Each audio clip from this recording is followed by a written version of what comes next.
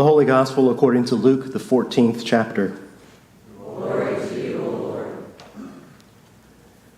Now large crowds were traveling with Jesus, and he turned and said to them, "Whoever comes to me and does not hate father and mother, wife and children, brothers and sisters, yes, and even life itself, cannot be my disciple.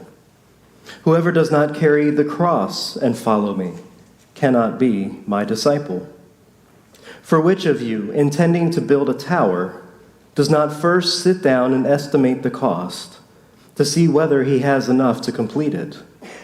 Otherwise, when he has laid a foundation and is not able to finish, all who see it will begin to ridicule him, saying, 'This fellow began to build and was not able to finish.'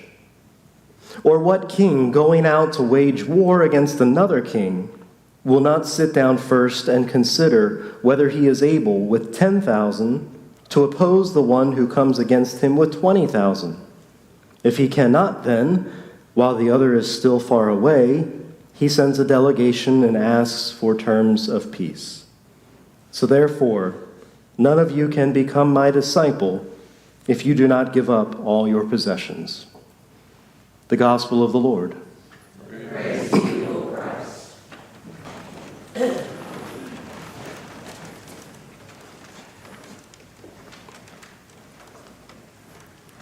I get this general sense of weariness. Was there something happening this weekend? No, I can hear the snoring. I can hear the rumbling tummies from all the fair food and the rides that just flung you in circles. I can hear the faint whispers of people saying, "Can you please not talk so loudly?" I can still hear echoes of, "We're still waiting on burger patties to come off the grill." Felt like the whole weekend in the stand we were waiting for burgers, weren't we? I have to tell this. Last night, from the time I walked into the stand for my shift, it was 2.5 hours before we caught up with all the orders.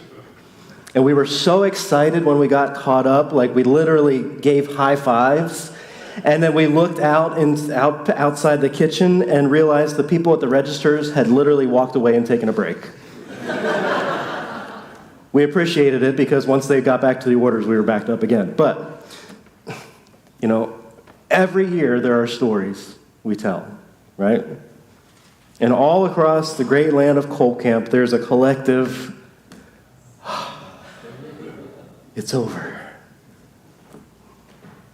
But another wonderful Coal Camp fair is in the books. Another incredible, truly incredible float was created by this congregation. Another sickening amount of fair burgers were grilled up in our stand. Another year of couldn't ask for better weather. Another year of kids melting down and parents wondering when it's all over on Thursday.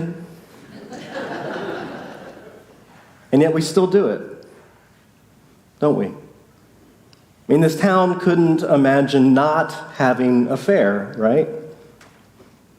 But I would absolutely bet that every single person who is involved in some way with helping with this fair has at some point, either in the weeks or months leading up to it, or sometime during the 3.5 days, every single person has asked, why? Why? Why do we do this? Why do we pour hours and days and weeks on end doing all the things for the float? Why do we bust our butts putting up the fair stand, running the fair stand, tearing down the fair stand? Why do we give so much of our already limited time serving on the board, sitting with exhibits, planning, prepping, running things, cleaning things up? Why? Now, I'm not saying that we shouldn't be doing all of this. That's not my point. All I'm saying is that no matter how much we like it or love it or find value and meaning in it, there's always that question, why? But really, that's a question for no matter what we do, for everything we do. Why do we do any of the things that we do? We ask why, we should ask why, because for nearly any and everything that we do, we have a choice as to why we do it. In all of life and in each of our lives, we have to choose how we are going to live, what we are going to do, and why. So here in worship for weeks and months on end, we've been following Jesus through his earthly ministry in the Gospel of Luke. From his first recorded words as an adult in the synagogue, to calling his disciples out of their boats and out of their livelihoods, to all his acts of healing and teaching and preaching and arguing with the religious leaders and on, all the things he's done, most everything Jesus has done, according to this gospel writer, has been meant to show people around him and to show us that there is a different way of living in this world.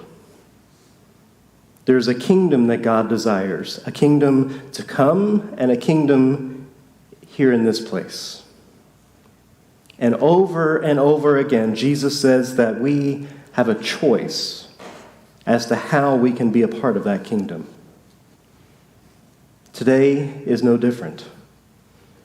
Jesus said, "Whoever comes to me and does not hate father and mother, wife and children, brother and sister, yes, even life itself, cannot be my disciple. Whoever does not carry the cross and follow me cannot be my disciple." Living into this kingdom, as I said earlier, is completely counter to the way we understand life. Or maybe it's more accurate to say that it's completely counter to the way that we are subconsciously taught to live in this world. And it's completely counter sometimes to how we're intentionally taught how to live in this world. Hate our family? Jesus, I thought we were supposed to love. Pick up the what? The cross? Jesus, those things are used to torture and kill people. Because think about it. Remember, Jesus' crucifixion doesn't come till the end of the gospel, so no one hearing this knows that it's going to happen, that his crucifixion is going to happen in that way. Give up all of my possessions? What are you talking about, Jesus? Jesus is using shocking language to show us that we just don't get it. That we just don't get that it takes so much to live so differently. Jesus uses these provocative images to show us how difficult these choices can be. And yet, none of this is new in the course of history of God's people. In today's, what I thought was the first reading, I probably got it wrong, but I went with it. So I was looking at Deuteronomy chapter 30.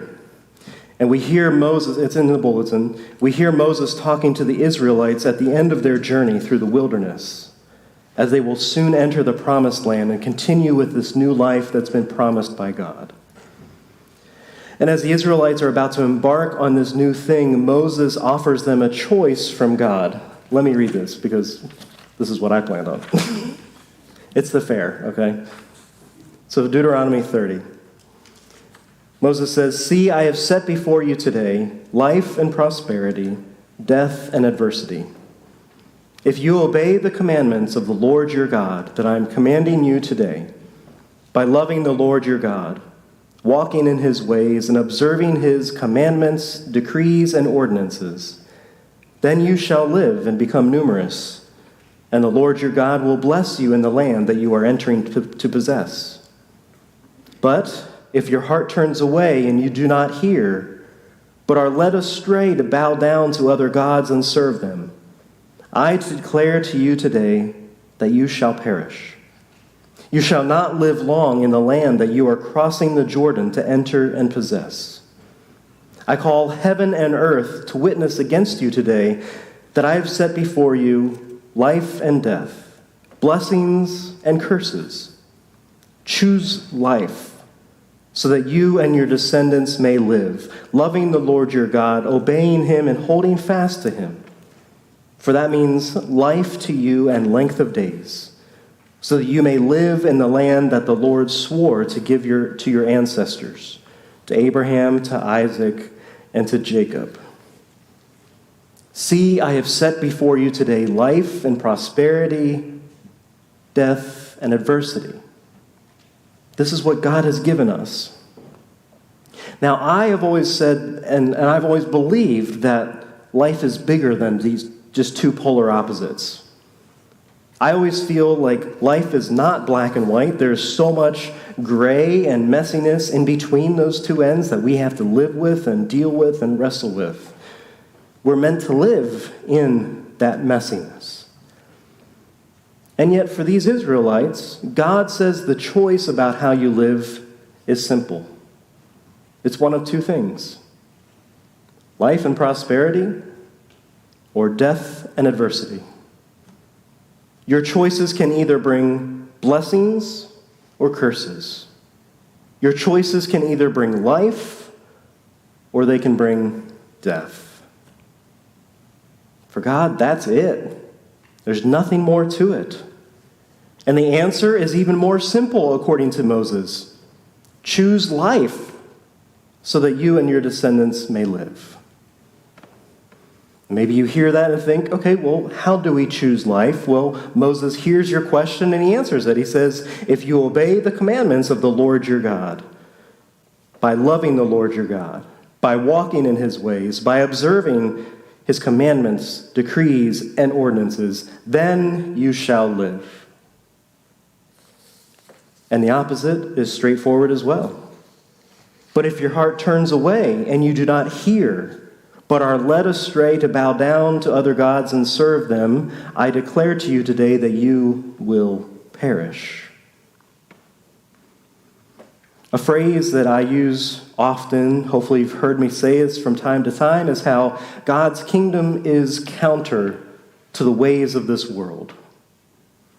And I said earlier that both Moses and Jesus are showing us ways that are counter, ways that are opposite to these ways that we are sometimes subconsciously and often intentionally taught to live in this world. And maybe you're like me and thinking, what do you mean by that? Aren't we constantly teaching ourselves or teaching our kids to be kind to one another, to help one another, to love one another? It's simple, right? Don't be mean, be nice. Choose life. It should be easy. But we realize that everything around us in this earthly world says the exact opposite. Right? People all around us, people in the highest levels of power, constantly say, hate each other, divide each other. You don't like what someone says? Hate them. Someone different from you? Hate them. Someone believes something you don't? Hate them. Why do we keep having to hear this stuff in church? Why does Jesus have to say this over and over and over and over and over and over again? Because we're taught to hate. We're taught that we are better than everyone else. We're taught to bow down to other gods and trust in other systems, and ultimately that we have more power than God. We're taught to choose the other thing. All of those things are choices we make. But Jesus and Moses and God are clear to say that we have the choice to follow. We have the choice to choose blessings instead of curses, choose prosperity instead of adversity, choose life instead of death. God's kingdom is all about life. This world should be all about life. God lays it before us. God says, which will you choose? Do you choose to follow Jesus? Do you choose to follow yourself or other gods or this world? Moses and Jesus and God say the choice is simple. Choose life. May it be so for us. Amen.